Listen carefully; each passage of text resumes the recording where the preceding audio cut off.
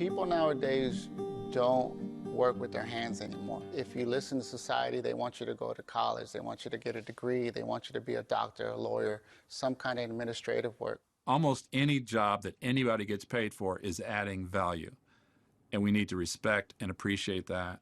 Every week we're getting hammered by some industry that says, I don't have enough workers. And so we know the problem is the high school kids, the graduates, don't know about these jobs. If your parents didn't work in manufacturing or you're from rural South Dakota, you don't know what a machinist even is. You have no idea whether you like that or not. You don't even know it exists. For me, there's just nothing better than to see a person succeed, whether it's education, whether it's a job, you know, for people to just have that pride or to know I can go home and feed my kids today. Making something for me has always been very satisfying. After you start sewing, wow, I started to like it. I couldn't believe it. The industry had really left the country over the last couple of decades. I've been out of work for 11 years. I've had 3 temporary jobs, thinking, okay, maybe that's going to be a toe in the door. Maybe if I can get in the door and prove to somebody that I can show up on time. You're paying me for 8 hours, you're going to get 8 hours. I went to Minneapolis Drafting School for electromechanical design and drafting. I did drafting for about 15 years. And then I actually had a little trouble with alcoholism, so I was out of the loop for quite a while, like maybe 15 years. I first heard about the program through my daily newspaper, Star Tribune, sitting at the kitchen table and going through the paper in the morning with breakfast, and boom, there was this article. You always hear that quote, if you work at what you're passionate about, it's not work. And I've always known my passion was sewing, but I never thought I could make a living at it. This is not big news because it's been happening for a while now, but production is coming back to the States for a whole host of reasons. It was about 3 years ago at JW when the fashion industry latched on to American heritage. Latched onto it. So Barney's New York came to us, oh, we love that this is handmade and it's from Minnesota. And it was absolutely a fad at that point. But what happened with that fad was it started to educate the consumer about quality, what we could actually get here in the States. So all of a sudden there was an educating that began. So what began as a fad became a category. And so the demand for cut and sew domestic manufacturing has skyrocketed. When we wanted to hire new sewers, we were having a very difficult time finding people who knew how to sew. And so out of that was born this group that created the Makers Coalition. I was at a networking event, and I was a guest with Louise Jones from LifeTrack Resources.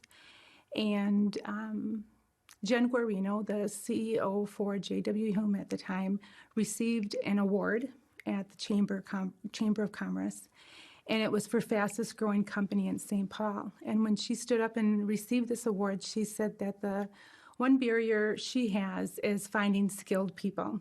Louise from LifeTrack Resources came up and said, I think we should talk about some solutions to that.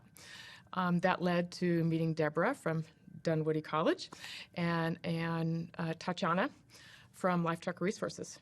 I said, Jen, if you can bring 9 or 10 employers to the table and tell me that they all have that same need, Dunwoody will write a program for you. And it took off like lightning.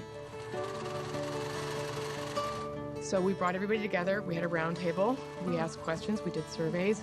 Dunwoody helped us to ask all the right questions, and we proved that there was a need. And that need equated to about 90 immediate openings in the industrial sewing industry. You just go around and you keep doing that until it looks good, and that's when you do your stitching in the ditch, okay?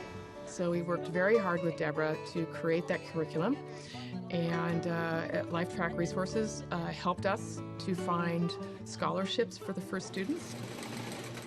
A lot of times you're looking at training adults who also have to keep jobs, support families, or there might be low-income individuals with a lot of obstacles. So paying tuition is often really not an option. The first two classes, one was $1,200, the other one was like $400 or $500, and I'm going, oh God, how am I going to pay for this? And I thought, this is just, I have to find a way.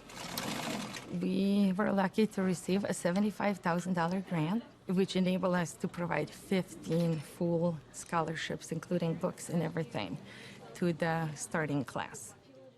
After talking with Tatiana, she said, well, I'm going to get verklempt here. She said, I've got one scholarship left, and I'm going to give it to you. And I think she was still really nervous, and she was like, well, what's the amount of the scholarship? And I said, well, it's a full scholarship. This is like close to $5,000. I lost it. I just, I'm sorry. I was dumbfounded that somebody would believe in me that hadn't even met me. This is not a design curriculum. You are going to this curriculum because you want to produce, okay? You want to produce product. You're trying to move the product through at a pace at which you say it has to be done in order to make any money. The first group that graduated in January just completed in June their internship. We have 90% placement with the students who did graduate. Some of the students that came into the program, there's some that are homeless, there's some that have lost their job and haven't been working for several years, some that are retired and have no retirement and need to work still. You hope to guarantee that they'll get placed. So it's very important to know at the end of the tunnel there is a job. I don't know that I have the creativeness to design things, but I know I'm a great technician when that designer wants something put together. And I'd be happy with that. Well, what really feels good is just to have a job again. You know, I know I'm older, I'm 61 now, but I don't ever really want to retire. It feels good to actually just to be a productive member of society again.